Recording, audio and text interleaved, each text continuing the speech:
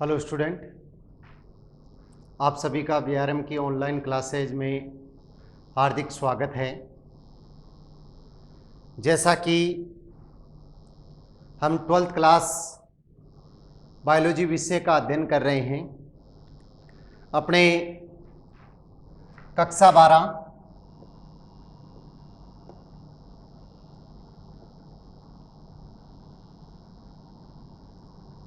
जीव विज्ञान विषय में अध्याय है वो पहला चल रहा है, जिसका नाम है आवृतबीजी पादपों में जनन, अलैंगिक, लैंगिक व कायिक। देखो, 12वीं क्लास जीव विज्ञान की क्लास में अपने पहला अध्याय चल रहा है, जिसका नाम है आवृतबीजी पादपों में जनन, अलैंगिक, लैंगिक व कायिक। और इसका पार्ट ये 5वां है। इस अध्याय का ये पार्ट कौन सा है? 5वां है। और इस अध्याय का ये अंतिम पार्ट है। आज ये चैप्टर है वो कंप्लीट हो जाएगा। जैसा कि हमने पहले पढ़ा है, आवृतबीजी पादप क्या होते हैं, उनमें अलैंगिक जनन किस प्रकार से होता है और उनके अंदर कायिक जनन किस प्रकार से होता है। आज अपना टॉपिक रहेगा कि उनमें लैंगिक जनन किस प्रकार से होता है। तो आज का अपना टॉपिक है, ठीक है, उसका नाम क्या है? आवृतबीजी पादपों में लैंगिक जनन। आप लोग नियमित रूप से इन ऑनलाइन क्लासों से जुड़िए और इन ऑनलाइन क्लासों का ज़्यादा से ज़्यादा लाभ उठाइए। अभी आप लोग अपना टाइम है, जो कीमती समय है, उसको बर्बाद ना करें और जितनी भी क्लासें ऑनलाइन लग रही है उन सभी ऑनलाइन क्लासों का ज़्यादा से ज़्यादा लाभ उठाएं। अब देखो, आज का टॉपिक हम स्टार्ट करते हैं कि अपना आज का टॉपिक कौन सा है। तो देखो, ये तो आप लोगों को ध्यान रहे कि जीव विज्ञान की क्लास चल रही है, जिसमें अपना पहला चैप्टर चल रहा है आवृतबीजी पादपों में जनन, और चैप्टर का नाम है आवृतबीजी पादपों में जनन, अलैंगिक, लैंगिक और कायिक। और इसके अंदर पार्ट है वो कौन सा चल रहा है? 5वां। आज का जो अपना टॉपिक रहेगा वो क्या रहेगा? आवृतबीजी पादपों में लैंगिक जनन। देखो, आज का टॉपिक है अपना कि आवृतबीजी पादपों में लैंगिक जनन। इससे पहले हमने अलैंगिक जनन के बारे में कंप्लीट पढ़ लिया है।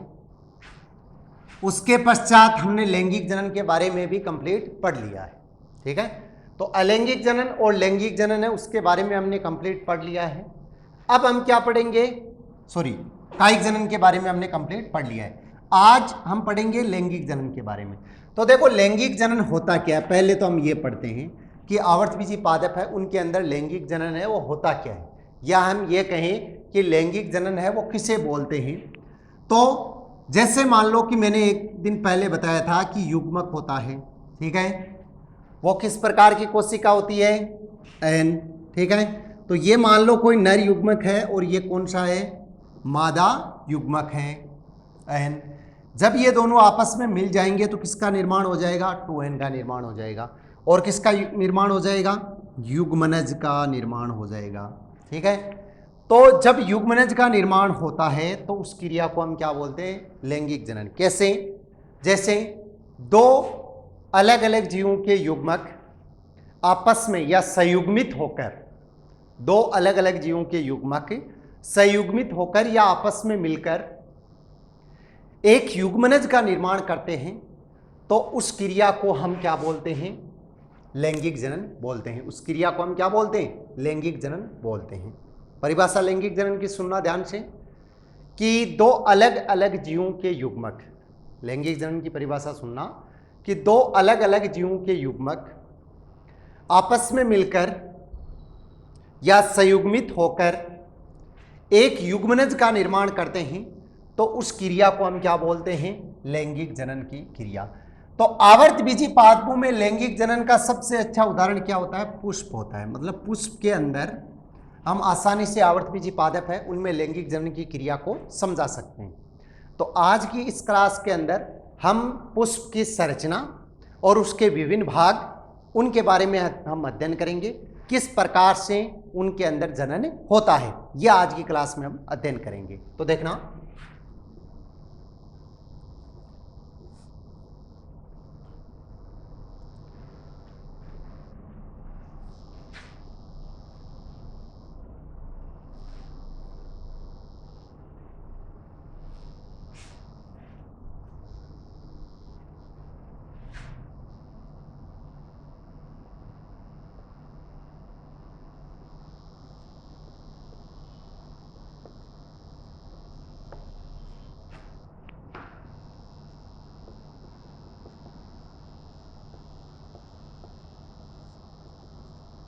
आवर्तबीजी पादपों में लैंगिक जनन। तो देखो, सबसे पहले हम क्या करते हैं? एक पुष्प है उसकी संरचना बनाते हैं, उसके पश्चात उस संरचना के बारे में हम क्या पढ़ेंगे? विस्तार से पढ़ेंगे।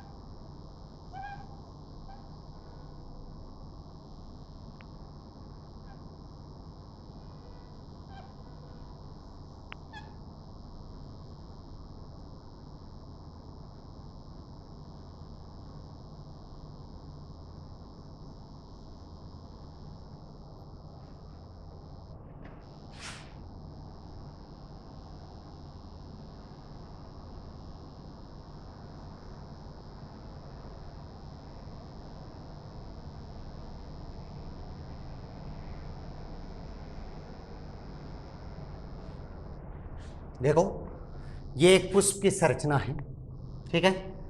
अब इसके विभिन्न भाग हैं, उनके बारे में हम पढ़ते हैं। जैसे इसका नामांकन है वो किस प्रकार से किया जाता है।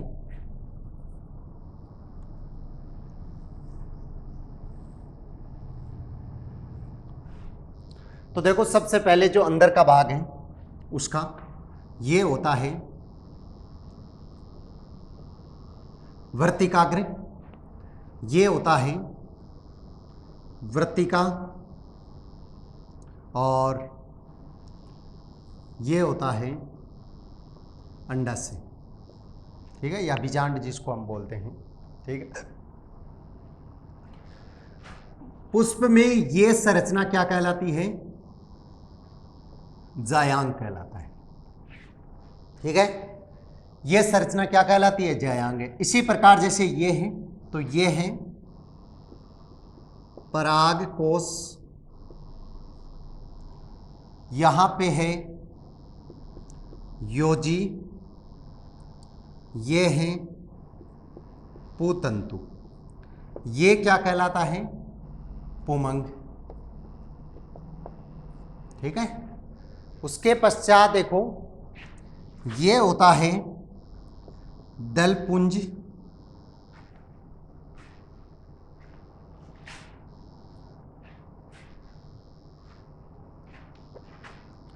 ये होता है दलपुंज, और ये होता है बाह्यदल पुंज। देखो एक तो होता है दलपुंज और एक क्या होता है बाह्यदल पुंज। इसके अंदर ये संरचना क्या कहलाती है, पुष्पासन कहलाता है, और ये होता है पुष्पी वृंत। ठीक है, तो ये एक पुष्प की संरचना है और उस पुष्प के विभिन्न भाग हैं। आज हम इन सब के बारे में पढ़ेंगे। ठीक है, तो देखो जैसे ये क्या है, एक द्विलिंगी पुष्प है। ये क्या है, एक द्विलिंगी पुष्प। तो देखो द्विलिंगी और एकलिंगी क्या होता है, द्विलिंगी, और एक होता है एकलिंगी। तो द्विलिंगी और एकलिंगी किसको बोलते हैं, द्विलिंगी जिसमें नर एवं मादा भाग दोनों पाए जाते हैं। ठीक है, द्विलिंगी हम किसको बोलेंगे, जिसके अंदर नर एवं मादा भाग है वो दोनों पाए जाते हैं, तो उसको तो हम क्या बोलते हैं, द्विलिंगी बोलते हैं। और एकलिंगी किसको बोलेंगे, जिसके अंदर नर एवं मादा दोनों में से कोई एक पाया जाता है। ठीक है, दोनों नहीं पाए जाते हैं, जिसके अंदर दोनों पाए जाते हैं उसको तो हम क्या बोलते हैं, द्विलिंगी बोलते हैं। ठीक है, और जिसमें एक पाया जाता है उसको हम क्या बोलते हैं, एकलिंगी बोलते हैं।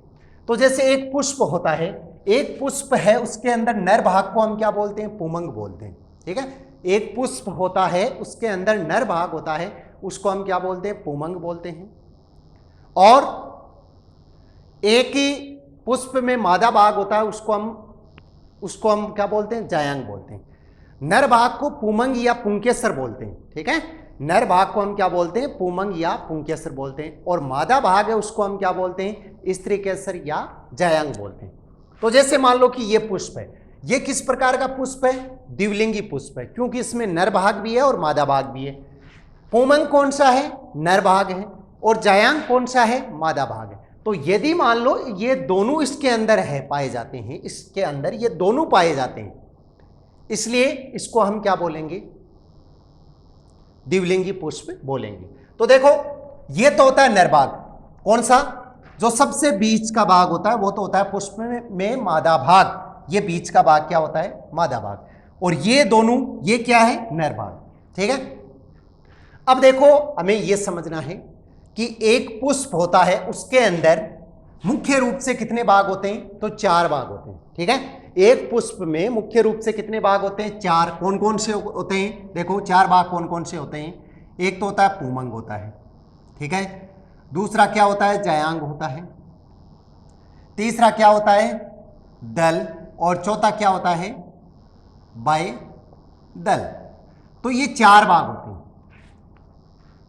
एक पुष्प है, उसमें के अंदर कितने भाग पाए जाते हैं, 4 भाग पाए जाते हैं। कौन कौन से होते हैं, पुमंग, जायांग, दल और बाह्यदल। एक पुष्प के अंदर कितने भाग पाए जाते हैं, 4 भाग।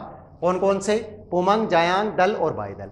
एक पुष्प होता है, उसके अंदर कितने चक्र संपन्न होते हैं, चक्र।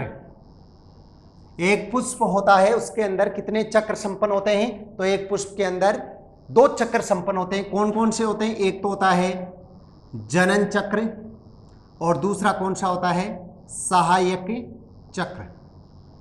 ठीक है, एक पुष्प है, उसके अंदर कितने चक्र संपन्न होते हैं, 2 चक्र संपन्न होते हैं। एक तो कौन सा होता है, जनन चक्र होता है, और दूसरा कौन सा होता है, सहायक चक्र होता है। अब देखो कौन कितने चक्र होते हैं, 2 चक्र। कौन कौन से, जनन चक्र और सहायक चक्र।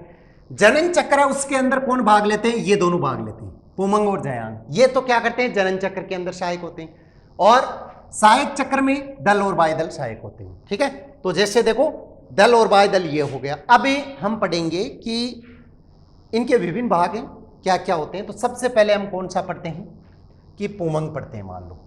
ठीक है, या फिर हम क्रम से पढ़ें कि सबसे पहले हम बाह्यदल के बारे में पढ़ेंगे।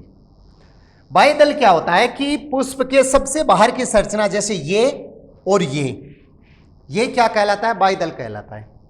ये किस रंग का होता है, हरा रंग का होता है।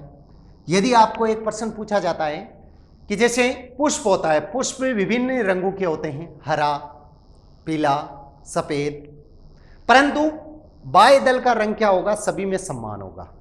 बाह्य दल का रंग कैसा होगा? हरा होगा। ठीक है। यदि आपको यह प्रश्न पूछा जाता है कि पुष्प का कौन सा भाग, ऐसा कौन सा भाग है जो क्या करता है? पुष्प का ऐसा कौन सा भाग है जो प्रकाश संश्लेषण की क्रिया करता है? ठीक है। या पुष्प के ऐसे भाग का नाम बताइए जो प्रकाश संश्लेषण की क्रिया करता है, तो उसके अंदर आपको क्या लिखना है? बाह्य दलपुंज लिखना है। ठीक है। और भाग कौन सा हो गया? बाह्य दलपुंज हो गया। क्यों हुआ? क्यों करता है ये? क्योंकि इसका रंग कैसा होता है? हरा होता है। ठीक है। तो देखो, पुष्प में जो सबसे बाहरी आवरण ये पाया जाता है दोनों, ठीक है, इसका नाम क्या होता है? बाह्य दलपुंज। रंग कैसा होता है? हरा। काम क्या होता है? प्रकाश संश्लेषण की क्रिया करना और पुष्प को बाह्य सुरक्षा प्रदान करना। और कार्य क्या होता है? पुष्प को बाह्य सुरक्षा प्रदान करना। दल और बाह्य दल ये दोनों है क्या? सहायक चक्र है। दोनों क्या है? सहायक चक्र। उसके पश्चात है दलपुंज। तो बाह्य दल के जस्ट अंदर का भाग क्या होता है? दलपुंज होता है।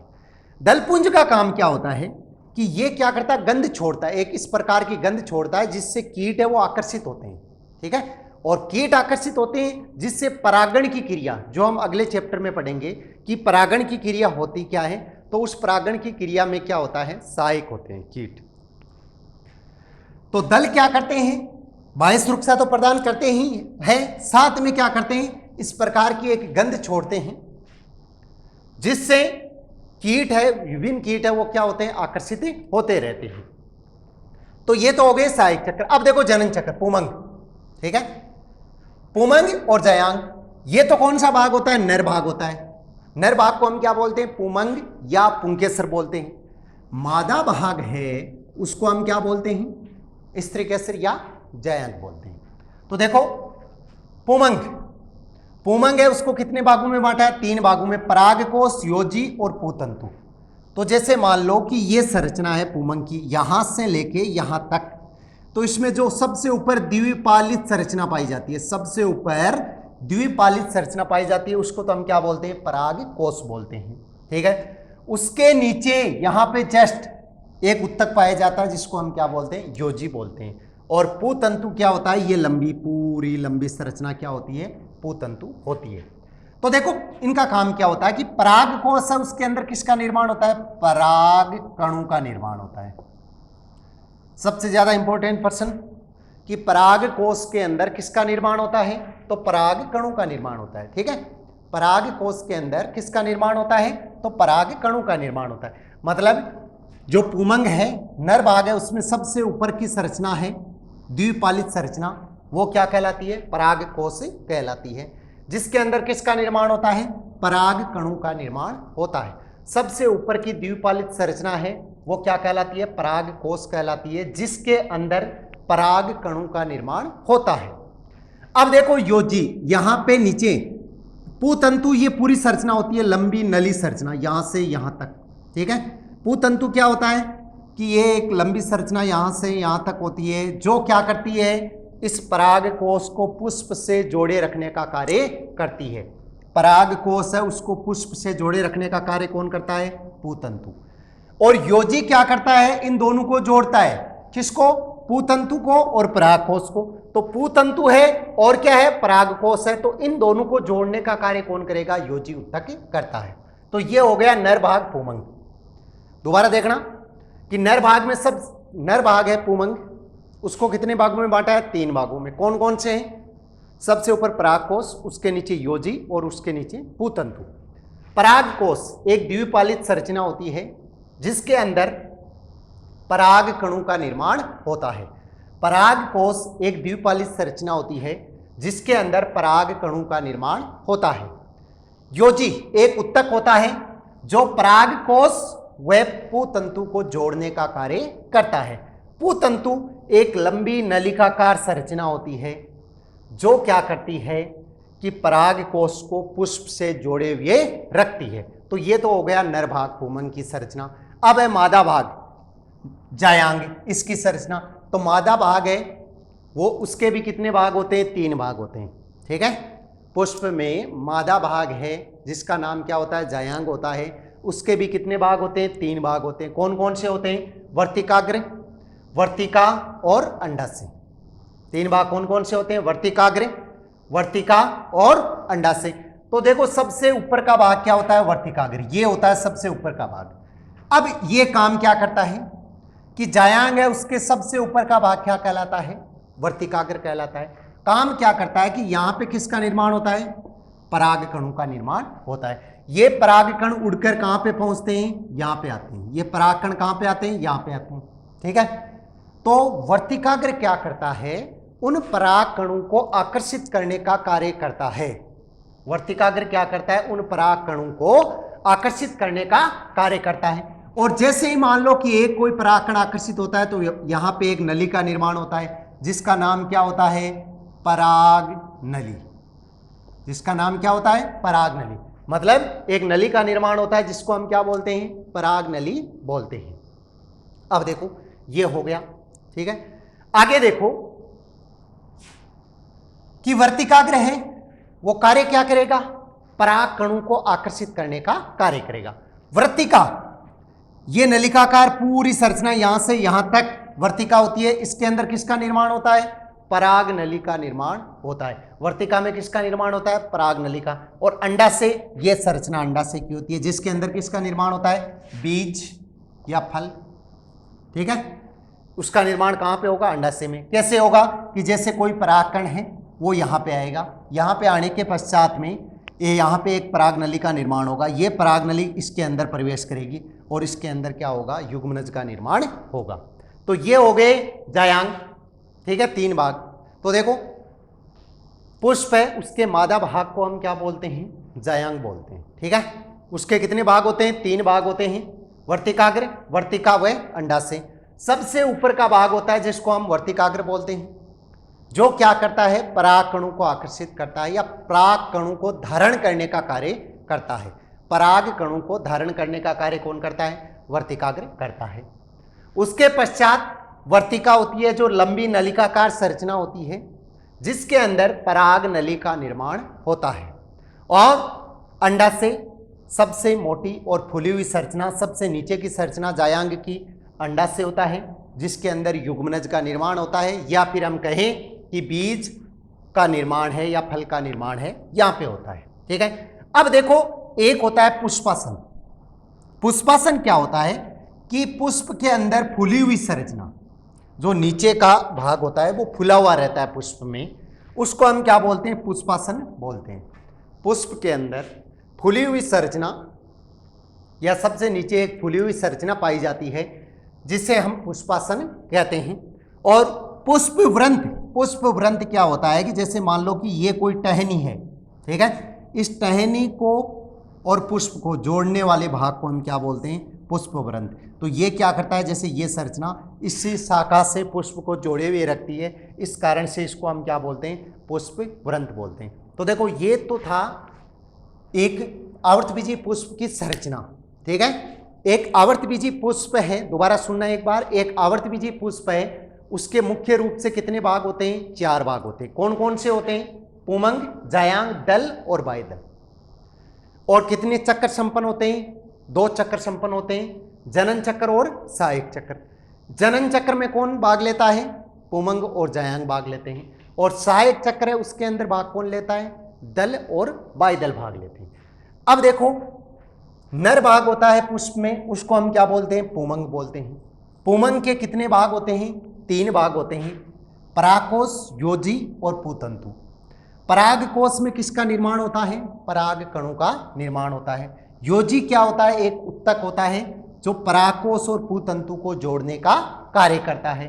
पूतंतु एक लंबी नलिकाकार संरचना होती है जो परागकोश को पुष्प से जोड़े हुए रखती है। नेक्स्ट जायांग, जो ये बीज का भाग होता है ये क्या कहलाता है? जायांग कहलाता है। जायांग के कितने भाग होते हैं? वर्तिकाग्र, वर्तिका और अंडाशय, तीन भाग होते हैं। जायांग होता क्या है? पुष्प का मादा भाग होता है, उसको हम स्त्री केसर या फिर हम जायांग बोलते हैं। इसमें सबसे ऊपर का भाग क्या कहलाता है? वर्तिकाग्र कहलाता है, जो किसको ग्रहण करता है? पराग कणों को धारण करता है। उसके पश्चात जैसे ही कोई परागकण धारण होता है तो किसका निर्माण होता है? पराग नली का निर्माण। इसका निर्माण कहां पे होता है? वर्तिका में। मतलब एक नलिकाकार संरचना होती है जिसको हम क्या बोलते हैं? वर्तिका बोलते हैं। वर्तिका के अंदर किसका निर्माण होता है? पराग नली का निर्माण होता है। और अंडाशय, ये फुला हुआ भाग क्या होता है? अंडाशय होता है, जिसमें बीज है या फल है उसका निर्माण होता है। मतलब युग्मनज बनता है। वो युग्मनज कहां पे बनेगा? इस अंडाशय के अंदर बनता है। अब देखो, दो होते हैं सहायक चक्र, बाह्यदल और दल। बाह्यदल क्या होता है कि हरे रंग की संरचना होती है। जैसे पुष्प का रंग अलग अलग प्रकार का होता है, परंतु बाह्यदल है उसका रंग कैसा होता है? हरा होता है। बाह्यदल किस में सहायक होता है? एक तो पुष्प को बाह्य सुरक्षा प्रदान करता है, उसके साथ ही ये क्या करता है कि पुष्प है उस पुष्प में प्रकाश संश्लेषण की क्रिया कौन करता है? बाह्य दलपुंज करता है। दलपुंज क्या करता है कि पुष्प को बाह्य सुरक्षा के साथ साथ एक इस प्रकार की गंध छोड़ता है जिससे विभिन्न कीट हैं वो क्या होते हैं? आकर्षित होते रहते हैं। अगला है देखो पुष्पासन। पुष्प में सबसे नीचे फूली हुई संरचना क्या कहलाती है? पुष्पासन कहलाती है। और पुष्प वृंत क्या होता है कि जो पुष्प को शाखा से जोड़े रखने का कार्य करता है, या पुष्प को शाखा से जोड़े रखने वाले भाग को हम क्या बोलते हैं? पुष्प वृंत बोलते हैं। तो ये तो क्या था? आवर्तबीजी पादपों में लैंगिक जनन। ठीक है। अब लैंगिक जनन का उदाहरण क्या होता है? पुष्प होता है, एक द्विलिंगी पुष्प, जैसे इसके अंदर नर भाग भी है और मादा भाग भी है, दोनों है। अब देखो ये काम कैसे करेंगे, इनमें निषेचन की क्रिया कैसे होगी, इनमें युग्मनज का निर्माण कैसे होगा, ये हम आगे का चैप्टर आएगा उसके अंदर पढ़ेंगे। ठीक है, जो आगे का चैप्टर आएगा उसके अंदर हम पढ़ेंगे कि इसमें युग्मनज का निर्माण किस प्रकार से हो रहा है या ये किस प्रकार से काम कर रहा है। तो अपने को जैसे नोट्स बनाना है तो नोट्स में क्या लिखना है कि सबसे पहले हेडिंग लगाना है आवर्तबीजी पादपों में लैंगिक जनन, और उसके अंदर ये लिखना है कि दो अलग अलग जाति के युग्मकों को संयुग्मित करके युग्मनज का निर्माण करना लैंगिक जनन कहलाता है। आवर्तबीजी पादपों में लैंगिक जनन का सबसे अच्छा उदाहरण है द्विलिंगी पुष्प।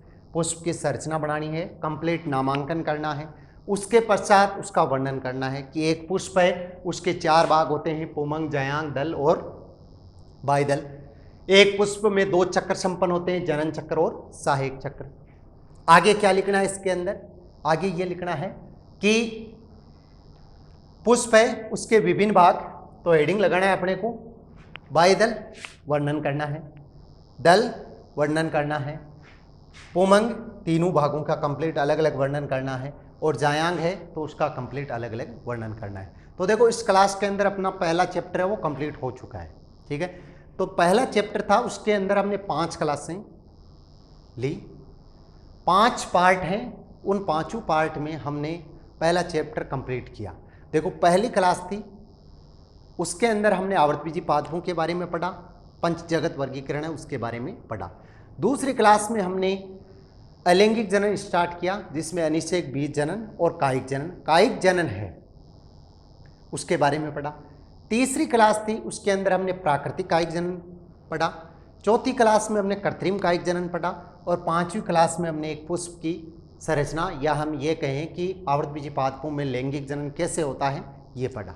ठीक है, तो इससे ये 5 क्लासें कंप्लीट हुई। आप लोगों को क्या करना है कि सीधा ही जैसे पहली क्लास या आप चौथी क्लास सीधा ही देखते हो तो आप लोगों के कुछ समझ में नहीं आएगा, इसलिए आप लोग क्रम से देखें, पहले पहली क्लास, दूसरी, तीसरी, चौथी, इस प्रकार से क्रम से क्लासें देखते रहें। ठीक है, कंप्लीट क्लासें यदि आप क्रम से देखोगे तब आप लोगों के अच्छे प्रकार से समझ में आएगा। देखो पहली यूनिट है, पहली इकाई है अपने बायोलॉजी में, उसके अंदर 4 अध्याय हैं और वो चारों अध्याय कितने नंबर के हैं? 4 ही अंक के हैं। ठीक है, 4 ही अंक के हैं। उन चारों में से अपने एक चैप्टर है वो कंप्लीट हो चुका है, पहला चैप्टर। अब अगली क्लास के अंदर हम क्या करेंगे कि नेक्स्ट चैप्टर है उसका स्टार्ट करेंगे, उस चैप्टर के बारे में हम पढ़ेंगे। आप लोग नियमित रूप से इन ऑनलाइन क्लास के साथ में जुड़ें। यदि मान लो इनके अंदर नहीं समझ में आता है कुछ तो वो आप हमसे पूछ सकते हो। जितना आपको करवाया जाता है, जैसे आपकी बुक है उस बुक में जितना दिया हुआ है उससे ज़्यादा ही आपको करवाया जाएगा। अगर मान लो बुक या पासबुक जो भी है आपके पास में, उसके अंदर कुछ इस प्रकार के टॉपिक दिए हुए हैं, फिर मान लो कि वो टॉपिक मैं नहीं बता रहा हूँ, तो आप ये मानो कि वो फालतू के टॉपिक हैं जिनके बारे में आपको नहीं बताया जा रहा है। जो आपके लिए महत्वपूर्ण है, जो आपके सिलेबस में कंप्लीट सहायक हैं या पूरे सिलेबस के अंदर आते हैं, जिनमें से परीक्षा के अंदर प्रश्न आते हैं, ठीक है, वो आपको कंप्लीट टॉपिक है वो करवाया जाएगा। आज की क्लास में हम इतना ही पढ़ेंगे। अगली क्लास होगी उसके अंदर हम नया चैप्टर स्टार्ट करेंगे, इससे अगला चैप्टर है वो स्टार्ट करेंगे। तो उतने दिन आप क्या करो कि ये 4 पार्ट थे उनके नोट्स बनाओ अच्छी तरह से।